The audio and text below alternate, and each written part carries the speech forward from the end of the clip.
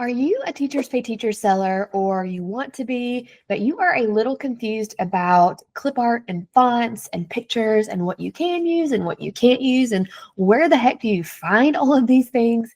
This episode is going to dive into all of that. I'm going to tell you where you can find clip art and fonts and pictures that you can use in your Teachers Pay Teachers resources without getting into any kind of trouble, and then how to actually make sure that you are saving your resources the right way so that you're following terms of use. So let's get into it. So let's start with fonts.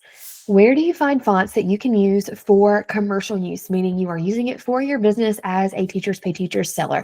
I'm just going to list off some different options for you guys. So if you are using Google Sheets or Slides to make your resources, Google Docs, which I don't recommend that, but I would start with Slides if you are making PDFs.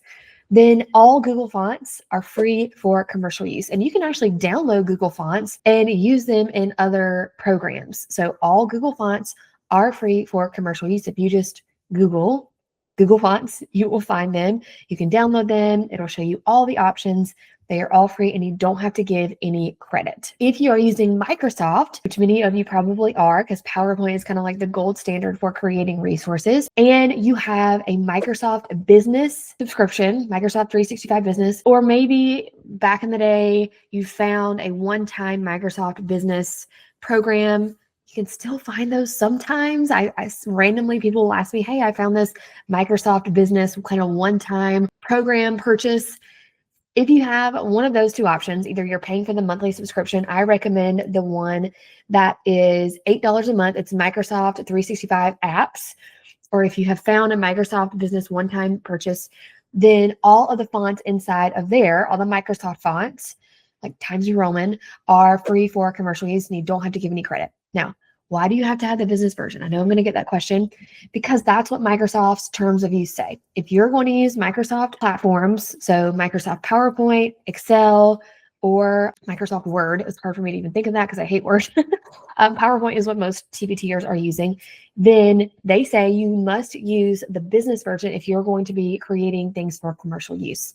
So Microsoft Business, all of the fonts inside of there are free for commercial use. Now, let me back up a little bit because you may be thinking, well, what about Google? Do I have to have the business version of Google? No, you don't have to have, it's called Google Workspace. You do not have to have Google Workspace to create things for commercial use with Google. So that's Google and Microsoft. What about Canva? A lot of you now are using Canva. I also love Canva. So with Canva, I actually have a whole episode on what you can and cannot do with Canva. So I highly recommend also giving that a listen after you finish this episode, especially if you're going to be using Canva for creating resources and for making your covers and thumbnails and previews, which is what I use Canva for. Then go back and give that episode a listen. We'll link it below, but I'll just give you kind of a brief overview. For Canva, you can use Canva free, and anything inside the free version of Canva, you can use for commercial use. All of the free fonts are fine. How do you know they're free? They won't have the little crown on them. And if you don't have Canva Pro, it won't even let you use the Pro ones anyway. You'll just be able to see them. You used to could filter and it would only show you the free ones. Now you can't do that because they want you to get Pro, which I love Pro and I think it's a very good business investment, but you do have to kind of sift through to see the ones that are free versus Pro. So Canva free, anything that is free in Canva free, you can use. If you have Canva Pro, anything inside of Canva Pro, all of the fonts and clip art and pictures are free for commercial use. You cannot use Canva for educators. Why? The terms of use say that. And basically, Canva for educators is like getting the Pro version for free. They are doing that as an act of goodwill for educators with the intent that you're not using it for commercial purposes. You're using it in your classroom only. So they're like, yes, we'll give you all of these fonts and clip art pieces and pictures for free because you're an educator and you're using it for your students, not because you're using it for commercial use on Teachers Pay Teachers. So you cannot use anything for Canva for educators for TPT.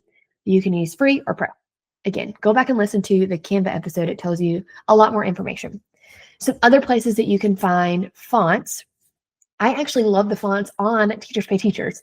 There are lots of font creators on TPT. So if you go to teacherspayteachers.com, search for fonts, a lot of them do have free bundles, but you want to make sure that they are free for commercial use and not just personal use. So you're looking for commercial use. And a lot of font artists do have like a small bundle free for commercial use so that you can kind of test and see, do you like their fonts? And then hopefully you'll buy more of those. So that's personally where I love to go, especially for my fonts for my covers and thumbnails, because they kind of have that TPT look.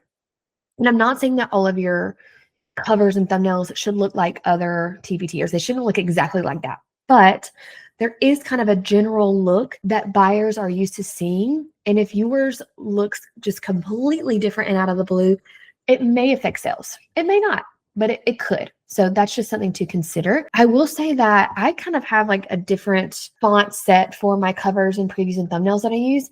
And then inside my actual resources, I keep it really basic. I don't want any fonts that are too cutesy. Mine is just high school math. But I see this especially for pre-K, K, like pre-K through second grade. You don't want fonts that are too cutesy and hard to read because they are, early readers are not even reading yet. So you want to make sure that you are thinking about that when you are choosing fonts for inside your resource. Now, on your covers and previews and thumbnails, you can use more cutesy fonts, but you still want to make sure that they are legible, that you can read them. The script fonts, the cursive fonts, I would be very careful when using those because they are hard to read. And on your cover, I have another episode on covers if you want to go listen to that. When people are going to the search, the cover photo that pops up is small. You want the buyer to be able to read it even on that small scale without having to click into it to be able to read it. Because if they can't read it on the small scale, they're not going to click it anyway. So when you're thinking about purchasing fonts, I like big, bold, chunky, thick fonts. When you're getting into like holiday resources and things like that, I do think that the cutesy fonts, especially like in the titles of your resource, can be used. Just be careful. Some other places you can buy fonts, Creative Fabrica. They have some really cute kind of different fonts that are different from the fonts on TPT. Dafont.com. Now, I will say a lot of those are for personal use only, so just check the license and make sure that you are looking for commercial use. There are tons of other ones. Like if you just Google commercial use fonts, you're going to find endless websites with fonts. I don't want you to spend all of your time looking for fonts. So like just choose a couple and then start creating resources. Don't spend too much time in the font world because you can really get lost because there are so many. Let's talk about clip art next. If you are using clip art, I do think that this is more of an elementary thing, but you can definitely need clip art for upper elementary too. So I'm specifically talking about clip art that artists have drawn. So TPT is another great place to find clip art. When you are thinking about buying clip art, I want you to think long-term, because if you are going to be using a lot of clip art in a lot of different resources, you want that clip art to all be similar looking or even better by the same artist. So if you can find a clip art creator, a clip art artist who has a lot of options, I would do that. If you just go to TPT and search clip art, find artists that have lots of different options so that all of your resources have the same look and feel. This is going to start creating a brand for you so that people recognize your resources and they all look the same, and then you'll get repeat buyers. Inside of Canva, again, if you have the free version of Canva, you can use any of the free clip art in your resource. The only thing that you can't do is have one piece of clip art on a page by itself. That's a no-no. But if you are adding other things, which you are going to be doing as creating a resource, then that is fine. If you have Pro, you can use anything on the Pro account. You just cannot use Canva for educators. There are other places to find clip art. Creative Fabrica also has clip art that you can use. As far as pictures go, so like actual images, there are several options for that. Pixabay, Pexels, Pexels, and Unsplash.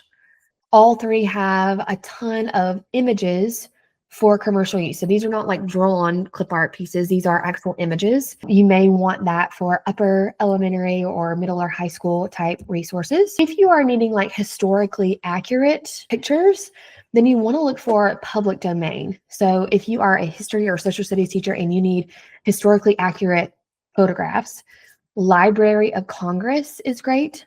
The National Archives is also great. You're just looking for public domain or free for commercial use licenses. You cannot just go to Google Images and use any image you find there. So for example, if you are creating inside of Google Slides, you can insert an image from Google Images. That doesn't mean that that image is okay for commercial use. So just be careful with that and make sure that you check each image for commercial use. If you're inside of PowerPoint, I forgot to say this, they do have some little clip art pieces. Those are fine to use as long as you have the business version of PowerPoint or whatever Microsoft platform that you are using. So that is fonts and clip art. Now, as far as following their terms of use, if you are purchasing on TPT, they'll probably have like an extensive terms of use that you can read and see what you can and cannot do. On some of these other sites, they might not, but just always make sure that you are looking for commercial use, whether you are getting it for free or whether you are buying. While we are there, let's just take a minute to talk about, should you be investing in fonts and clip art? My opinion is yes.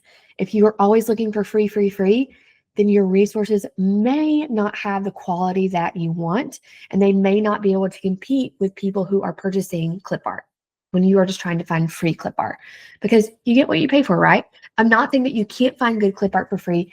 You can, but remember, you kind of want all of your clip art to have the same general look. If you're on Canva, just a little pro tip, you can find clip art collections within Canva, and then you can find clip art that kind of all looks the same by the same artist. So I think that taking some or all of your TPT earnings in the beginning and reinvesting, especially if you have clip art heavy resources, reinvesting into clip art is a great idea.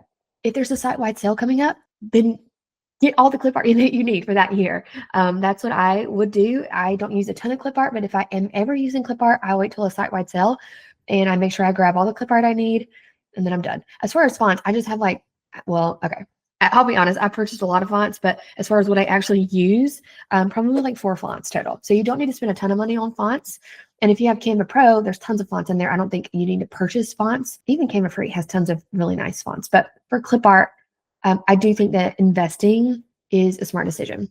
So on Teachers Pay Teachers, when you buy fonts and clip art, you will see a terms of use typically that'll say, do you need to flatten it? Do you need to secure it? Do you need to do both? I do have an episode all about flattening and securing and how you do those and what those mean separately and then how to do those together. So you can take a listen to that. With Canva clip art, you don't have to give credit. You don't have to necessarily flatten or secure. I do recommend using the flatten feature on Canva. So if you're creating in Canva and you are going to create a PDF, there is a checkbox that you can click that says flatten, and it'll flatten it for you. Again, I have a whole episode about flattening and securing, so listen to that so you know what you need to do depending on where you get your fonts and clip art. And yeah, I mean, that's pretty much it as far as clip art and fonts and where to find them and what to do. I will say that I also get questions about how to find science, like graphics, like especially for biology. And there are some options for that as well. I will say I ask ChatGPT all the time. So when I am telling you guys where to find things, because I don't specifically use social studies or historically accurate photographs. So when I wanted to know where I find that, I asked ChatGPT.